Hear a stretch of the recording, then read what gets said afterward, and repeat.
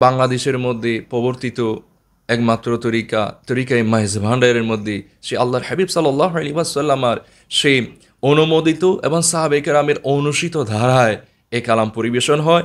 এবং যারা কালাম গৌসুল আজম মাহিজ ভান্ডার কেবল আলমের সামনে পরিবেশন করেছেন, তারা কেবল মৌখিকভাবে পরিবেশন করেন নাই, তারা অন্তরে যা ধারণ করতেন এবং গৌসুল আজম মাইজ ভান্ডার কেবলা আলম থেকে যত ফয়ুজাত প্রাপ্ত হতেন সেটার অভিব্যক্তি প্রকাশ ঘটাতেন এই কালামের মাঝে।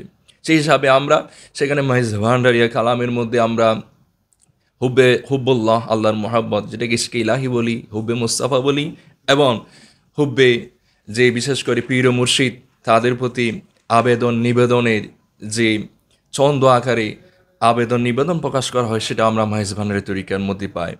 সেই হিসাবে আমি আজকে যে সুফিয়ানা 35তম পর্ব, গীতিকার মাওলানা সৈয়দ আব্দুল গনি কাঞ্চনপুরী রহমতুল্লাহ আলাই, যাকে মকবুলে কাঞ্চনপুরী বলা হয়, তিনি একজন আরবি শিক্ষিত ছিলেন এবং অনেক বড় আলেম ছিলেন, যিনি ফার্সি ভাষায়, আরবি ভাষায়, উর্দু ভাষায়। কিন্তু তার গান, বাংলা গানগুলো দেখলে এটাও আছে, অন্য অন্যগুলোর আছে, অনেক আলংকরিকভাবে এবং অনেক সুন্দরভাবে ছন্দ লয়, অনেক সুন্দরভাবে এমন এমন কতগুলো বাংলা শব্দ ব্যবহার করেছে যেগুলোর জন্য ডিকশনারি খুঁজতে হয়। তাহলে বোঝা যায় তিনি বাংলা ভাষার মধ্যেও তারা হুজুর গৌসুল আজম মেজবানের কেবলা আলমের যারা খুলফায়ে কেরাম ছিলেন, তারা যে মৌলানা আলেম হলেও তারা বাংলা ভাষার মধ্যে এবং সর্বজ্ঞানে তারা পারদর্শী ছিলেন। তার ওই অভিব্যক্তি দেখা যায় মকবুলে কাঞ্চনপুরী বলি, আব্দুল হাদি কাঞ্চনপুরী রহমতুল্লাহ আলাই বলি, আমরা যদি আব্দুল বজল করিম মন্দাকিনীর দিকে তাকাই তাহলে এগুলো দেখতে পাই। আজকে যে গানের কথা বলি, কেন রে পাগলা মন বহুমুখী চেয়ে চারিপাশে, যারি শনে মন বাঁধা সে তোমারই দিলে বাসে। তিনি এখানে আমরা আমাদের প্রেমস্পদ কে খোঁজার জন্য, জানার জন্য বিভিন্ন দিকে তালাশ করি। তিনি আমাদেরকে আল্লাহকে তালাশ করার জন্য সে কোথায় অবস্থান করেন সেই জন্য তিনি সেই দিলের কথা বলেছেন। তো দিলে কেন কলব বলা হয়েছে? কলবের অনেক ডেফিনেশন রয়েছে, এক একজনের এক এক রকম ডেফিনেশন রয়েছে কলবের। তবে কলব আমরা সায়েন্টিফিক অ্যাটিটিউড দিয়ে তাকালে একরকম দেখতে পাই, আবার শারীরিক অবস্থানের ক্ষেত্রে একরকম দেখতে পাই। কিন্তু আমরা যেহেতু তাসাউফ পৌঁছি, সেই হিসাবে আমরা তাসাউফ দৃষ্টি দিয়েও আমরা সেটা পর্যবেক্ষণ করব, সেদিকে তাকাবো। এখানে কলব বলতে হযরত সৈয়দনা শিহাবুদ্দিন সরওয়ার্দী রহমতুল্লাহ আলাই তিনি কল্পে ডেফিনেশন করেছেন, আল কলবু মাহাল্লুল মারিফা, আল্লাহর মারিফত অর্জনের জন্য সমস্ত শরীরের মধ্যে সব অঙ্গ না, কেবল কলব রয়েছে যেটা মারিফত ধারণের জায়গা।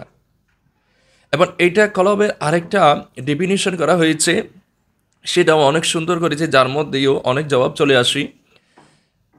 আল কলবু মাজহারুল হক, আল্লাহ বান্দার সমস্ত অঙ্গ প্রত্যঙ্গের দিকে তাকায় না, আল্লাহ বান্দার যে অঙ্গের দিকে তাকায়। মাজহার মানে হচ্ছে যে অঙ্গের মধ্যে দৃষ্টি প্রদান করা হয়, আল্লাহর দৃষ্টি, আল্লাহর কুদরতি দৃষ্টি, নূরানি তেজাল্লিয়াতির দৃষ্টি যে স্থানে বর্ষিত হয় সেটাকে কলব হিসেবে ডেফিনেশন করা হয়েছে।